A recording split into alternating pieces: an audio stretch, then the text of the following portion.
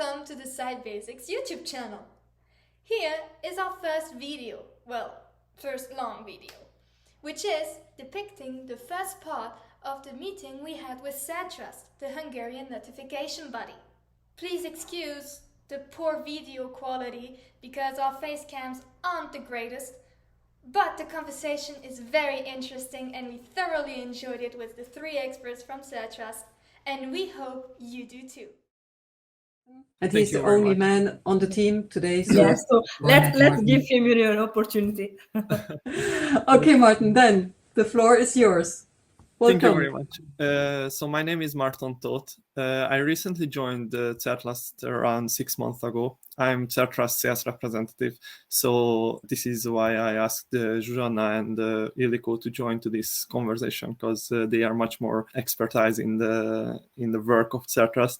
I mainly generalize the main points of the work of CerTrust, the module categories, and maybe timelines that I can give you, and a little bit of the regulation as well. Thank you, Martin. Okay. I'm Zsuzsanna. I'm a chemical engineer and joined CerTrust last September. I'm an expert and auditor. Previously, I worked at a fertilizer manufacturing company for several decades. My main issue regarding FPR is mineral fertilizers. I'm a chemical engineer, and I hope I can help you concerning FPR. Yes, that's very interesting that you say that you mainly worked on mineral fertilizers. As you know, biostimulants have now been included. So how does that fit with your expertise as a chemical engineer? Or do you not deal with biostimulants in general? Ildiko deals with biostimulants, but the knowledge concerning FPR from my part is rather huge, and in the general questions I can help you. Ildiko, that leads us to you. Yes, thank you. So first of all, thank you for your invitation and the opportunity for this speak. I by myself is an agronomist, and I obtained my PhD in agricultural microbiology a couple of years later. I was working as a biostimulant product developer. Meanwhile, I was making scientific research in the same time, but after then I reached the point that somehow I would like to focus more to the farmers as well as legal question, and that was the time when I joined the CerTrust last September. So I worked over a year as a biostimulant expert, and I'm learning so much regarding auditoring questions from Zsuzsanna as well as from our other colleagues, because biostimulants are many times related to module D1. So this is the reason why I dive in this part of the certification procedure as well. Okay, so my name is Evelyn Gusken, and I am the founder and CEO of sciBASICS, which is a scientific regulatory affairs consultancy company. We're a team of about 5 people, one of which is sitting here, Elena, which she does my administration, communication, and marketing, and she sets up that kind of meetings. She's also working on the manual now on scientific regulatory affairs, but maybe we can touch on that later.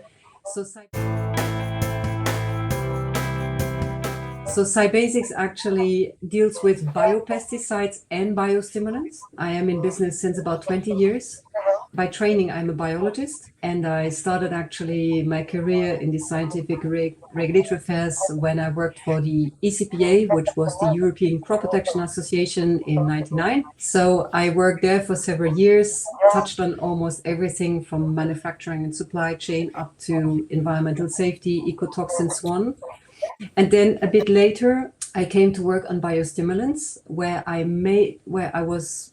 I'm actually covering the central zone for biostimulants, so Belgium, Germany, Austria, and so forth, but mainly through the national authorization procedures, obviously, because the EFR was not yet in place. Voila, that's my scope of work. It's a highly interesting one. And of course, what's always very challenging are these borderline, situations where you are at the borderline biopesticide, biostimulant. And I think the strength of sciBASICS is that we know both. We do not do only biostimulants, we do also biopesticides.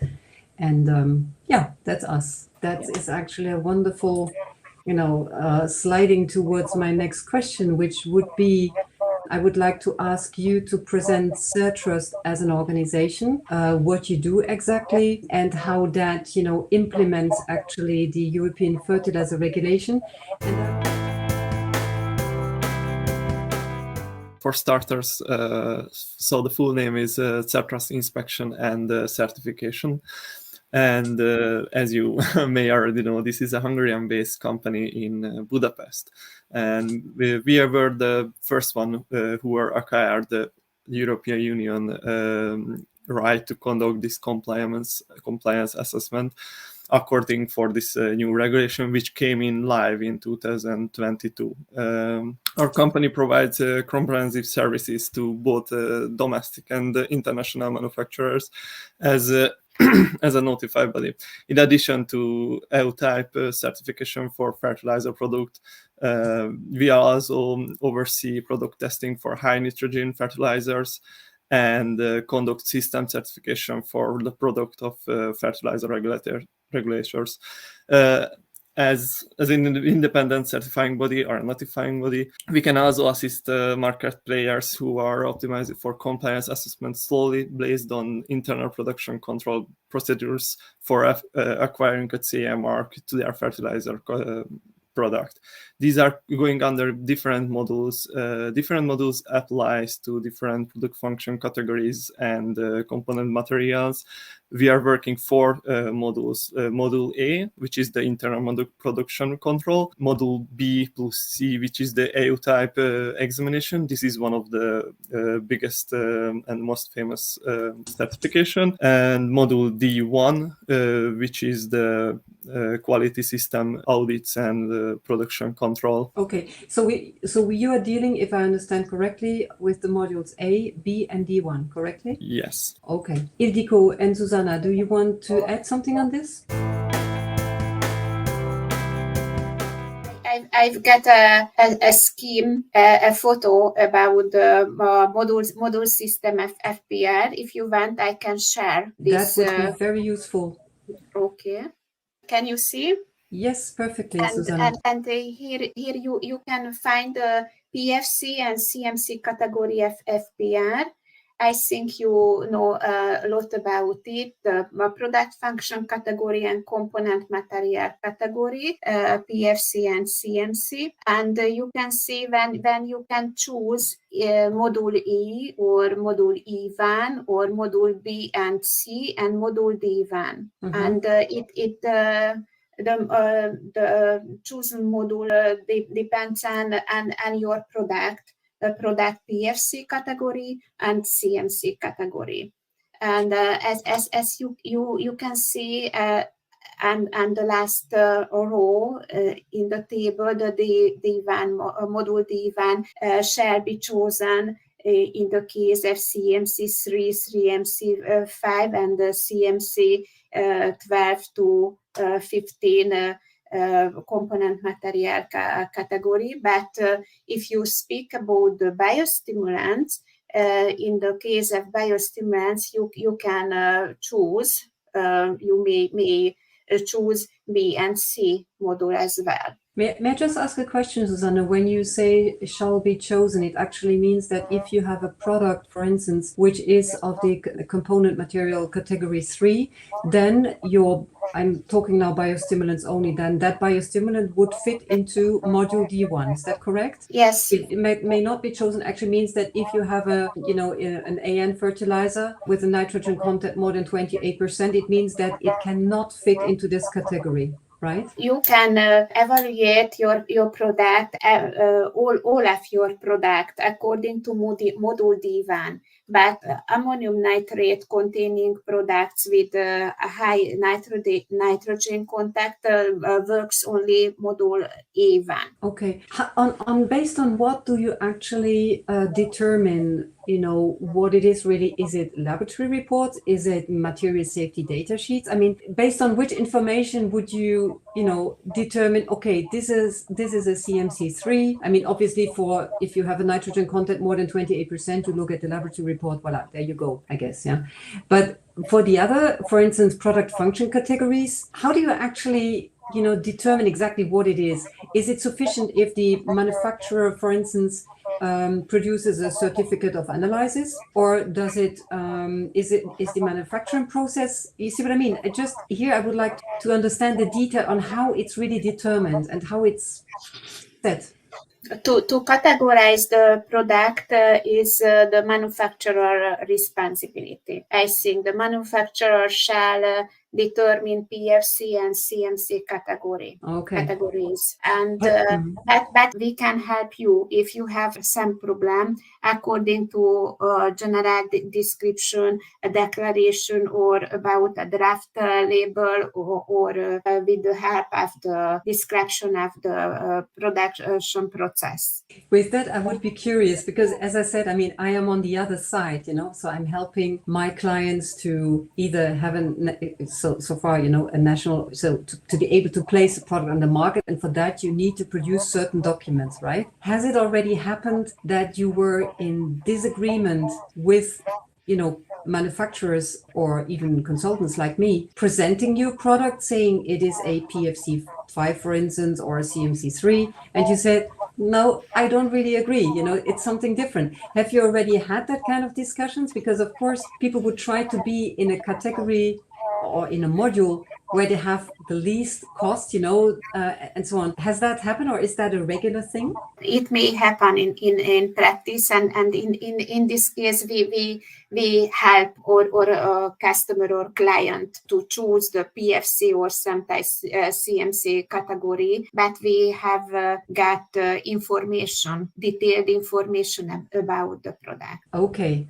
And another note, in every PFC and CMC category has a definition in FPR regulation, and producer, manufacturer can make decision about or concerning that product according to this definition. For example, PFC 1C 1A II category means this is a mineral fertilizer with more than one nutrient from nitrogen, phosphorus, and potassium. For example, it was only an example, but every PFC and CMC category has got a definition to make a right decision from the manufacturer side. Okay. Ildiko, do you want to add something, or Marton? Is there something to be added to what Zsuzsanna just said about the functioning of the modules and so on?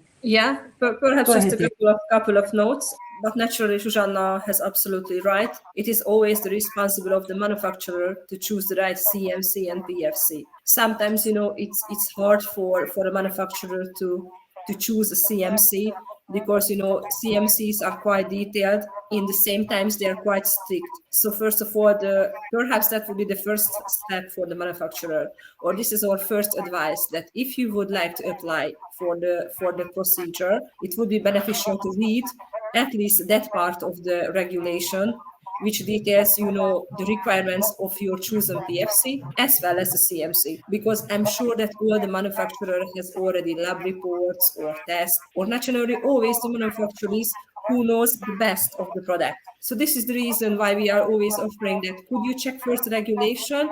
Please check the requirements. Does your CMC or PFC fits? And if fits, we can continue the procedure. If not, we can find some solution, or we can work together, to having the way to step forward in the whole situation. Okay. So at the same time, we have to follow the rules, but we are always trying to find the path to the manufacturers as well. Okay. So that means, in practice, so let's say I have one biostimulant product which I'm dealing with on a national, basis for my client, and that client suddenly says, "Could you check for me how, whether I could also place it on the entire European market?" Because that's mainly one of the big advantages of going through through you actually, so that you can place it then on every European member state, not Switzerland, not Norway, but for the rest of it, it's okay. So that means that then I would say, okay, I would check into which module it would fall. So I would analyze the,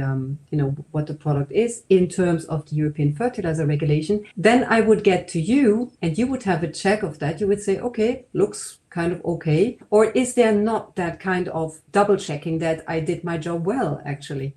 Yes, we are always helping in double checking as well. But first you as a consultant, and if we are talking about biostimulant, you have to check the requirements of the biostimulant PFC, which is quite short. It's talking about a couple of words regarding the function of the product and the contamination requirements, the maximum limit of the contamination, and maybe these are the two most important parts. After then, you have to check carefully the CMCs, so the components, whether all the components fit into their category. Because, biostimulants could be quite difficult because there are so many ingredients in quite a low volume, which has to be also checked carefully because all of the components, even with the lowest concentration, has to be categorized, all the components. So that could be a little bit tricky, but most of the time, we are knowing all the ingredients and all the CMCs in which they could fit. And if you have any kind of problem, we could give advice that yes,